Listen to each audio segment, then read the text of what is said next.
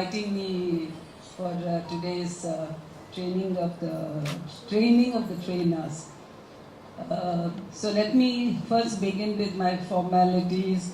Mikiko Benaka, the head of UNESCAP, Rama Garu, the president of Ali, Rajan Ji, the deputy head of UNESCAP, Jing, who's going to succeed him, and then Mr. Anurag Awasiji from JEN, and Mr. Mohammad Moin Afaq, Joint Director DGFT. Mr. Afaq, I am looking forward to seeing you because all the time we see you only online, and we hope that you will join us one day for the offline event. So, as Ramagaru has said, I don't know who's the godmother for whom. I'm very confused because I learned a lot from her. See, as civil servants, it's not that we know everything. Whichever department we go, we get to know something about the department. Sometimes when we are learning, we are shifted out and we go to some other department and start learning about that department. I heard of Ramagaru almost, you said 28 years back, you said 32. So maybe exactly that 32 years back, I was wondering which posting I was at. But I heard of her and her women's part. And I was very fascinated with it because when I joined service, one gentleman told me that very few women join service. That was at that point of time. And when you women are there in service, you should do something for women. If you don't work for women, who else will work for women? So that really stuck in my mind, and wherever I went, I kept working for women. And the first an opportunity I got was working, which was development of women and children in rural areas in 1985. And that is how my association with women development and empowerment began. And when I was posted in the Visakhapatnam Export Processing Zone, I heard of her that she was doing something for women and she was building the estate. And I remember coming here. It was a long drive on muddy roads and the estate was just being built. So whenever I come here, I feel so excited and happy to know not only the estate has developed, but Hyderabad has developed around this estate. And there's not an inch of land available here. So as far as women entrepreneurship is concerned, I want to say that she has been my role model. I don't know whether godmother, but role model. Because I was really fascinated with what she did for women. Then I got an opportunity to do that only in 2013. Imagine after 20 years of what she's done. I was posted as the Additional Chief Secretary Industries and Commerce, and I introduced her women's parks into the industrial policy of Karnataka. And we built 4 industrial parks, Bangalore, Mysore, Gulbarga and Hubli Dharwad. But let me tell you, those parks never picked up like this has picked up, because there was no woman behind it. I'm very clear about it. Because when I was there, I had to fight with the Chief Minister, get some land allocated for women parks. But after I left, all the men who succeeded me not only increased the rates, they doubled the rates to say 1.5 crores per acre, which was impossible for women to buy such expensive land. They even did away with the policy which I had introduced for the women. So the women parks are there, but they are limping, not as successful as Ali. So I personally feel that for the women's success, we women should be always there. Otherwise, if we don't hold each other's hands, who will hold that? So with that philosophy, after I retired, I was working with women entrepreneurs in Karnataka, and we all associations got together and registered this NGO called the Ubuntu Consortium. Ubuntu is the African philosophy of being there for each other. If you're not happy, how am I going to be happy?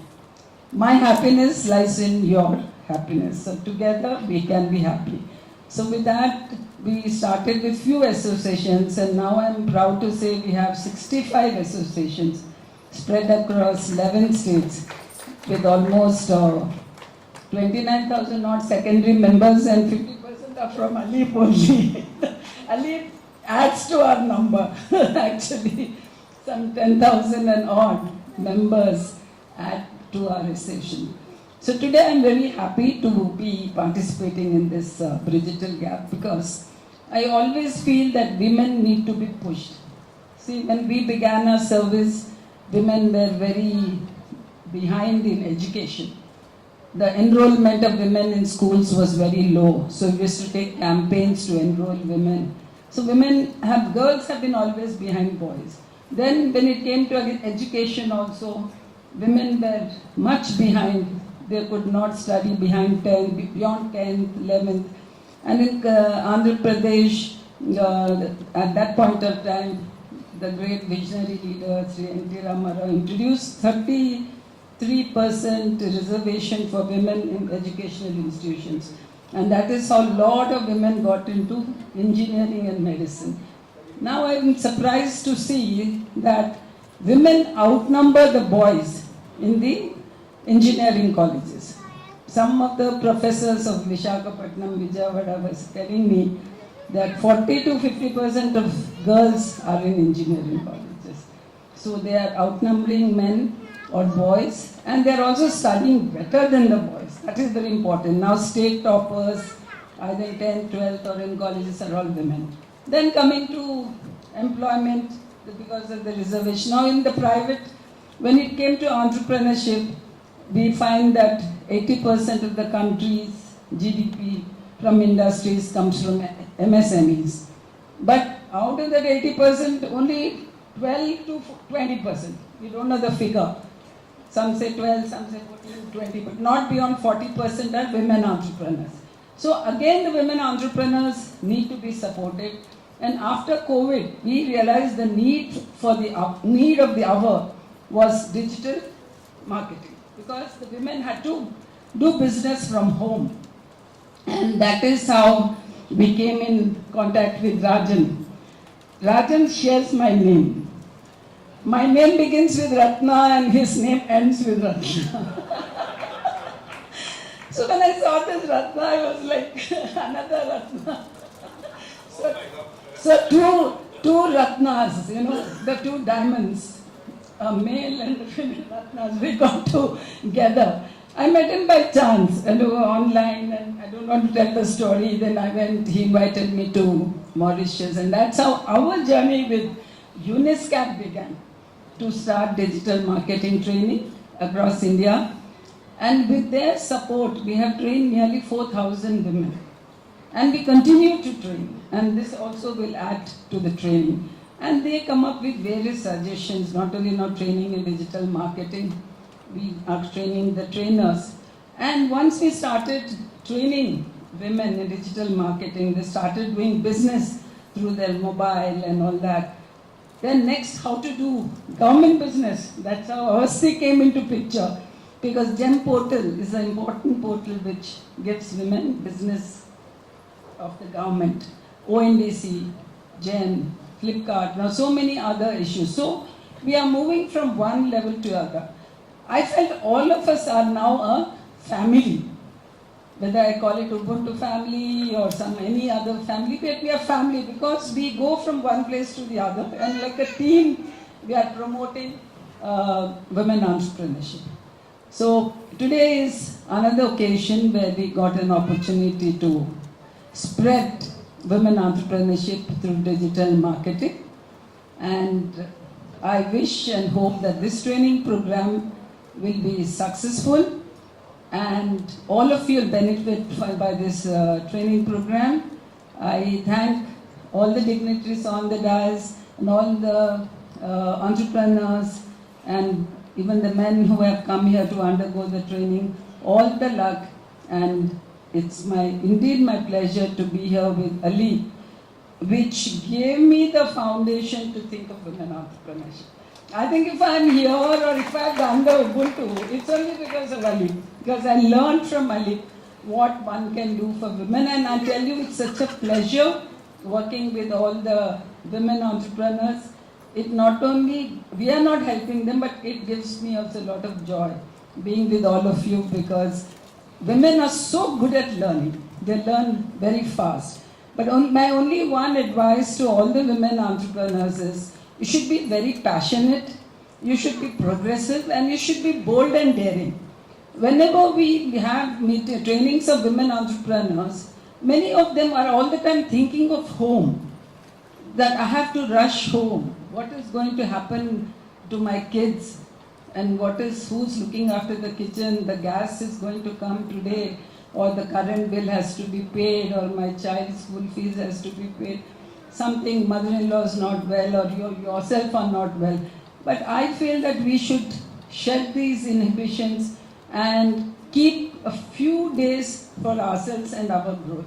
Many of the women entrepreneurs whom we meet are very complacent. They think, I've achieved this, this is enough. I don't want to go beyond this. Because they think they are supplementing their husband's income. Anyway, the husband is earning, and whatever I am doing little is enough for me. I think we should go beyond that and think that you're an entrepreneur and you want to reach your potential.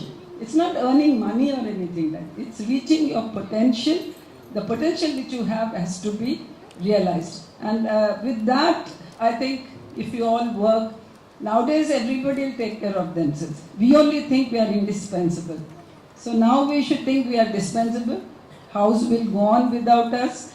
Life will go on without us, and let us focus on our own economic development, which will ultimately add value to the wealth of the family. Thank you very much. Thank you, Ramagaru, for calling me and giving me an opportunity to grow in life with your wonderful ideas. Thank you.